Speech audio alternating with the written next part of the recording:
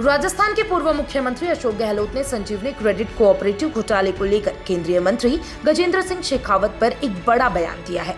शुक्रवार को जोधपुर प्रवास के दौरान मीडिया से बातचीत में गहलोत ने कहा कि शेखावत अगर वाकई निर्दोष है तो उन्हें आगे आकर पीड़ित को न्याय दिलाने के लिए बातचीत करनी चाहिए।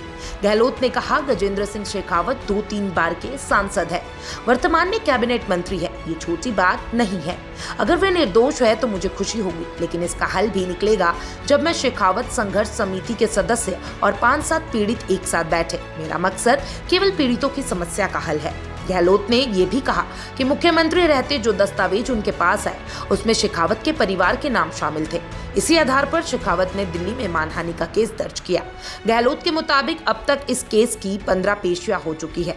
अब शेखावत को ये केस वापस लेना चाहिए और आमने सामने बैठकर पीड़ित की मदद करनी चाहिए।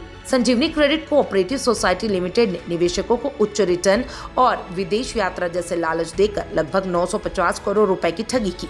2008 में बाड़मेर से शुरू हुई इस सोसाइटी ने 237 शाखाएं खोलकर करीब 1.5 लाख लोगों से निवेश करवाया। निवेशकों को एजेंट बना दिया गया और उनसे कहा गया कि वे नए निवेशक जोड़े जिससे उन्हें कमीशन मिलेगा। इस तरह चेन सिस्टम बनाकर लोगों को जाल में फंसाया गया, लेकिन जब पैसे लौटाने की बारी आई तो निवेशकों को ब्याज तक नहीं मिला।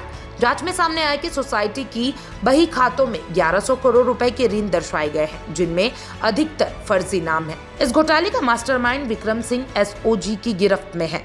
इन आरोपों पर गजेंद्र सिंह शेखावत ने पहले ही साफ किया है कि वह इस घोटाले से किसी तरह से जुड़े हुए नहीं हैं। उन्होंने कहा, गहलोत बार बार मेरा नाम जोड़कर चरित्र हनन कर रहे हैं। उन्होंने मेरी दिवंगत मां को भी अभियुक्त बताया, जो बेहद आपत्तिजनक है। इसी कारण मैंने मानहानि का केस दायर किया। पूर्व सीएम गहलोत का कहना है कि अगर शेखावत वाकई निर्दोष है तो उन्हें पीड़ितों की मदद के लिए आगे आना चाहिए। उन्होंने कहा, मानहानि केस का स्वागत है, लेकिन जब तक पीड़ितों को न्याय नहीं मिलेगा तब तक यह मामला खत्म नहीं होगा। राजनीतिक विशेषज्ञों का मानना है कि यह मामला अब केवल कानूनी नहीं बल्कि नैतिक और राजनीतिक मोर्चे पर भी गरमा चुका है। आने वाले समय में यह राजस्थान की राजनीति में एक अहम मुद्दा बन सकता है। आप क्या सोचते हैं इस घोटाले के बारे में? कमेंट बॉक्स में जरूर बताइएगा और तमाम ऐसे अपडेट्स के लिए चैनल फॉर न्यूज़ राजस्थान के साथ बने रहें।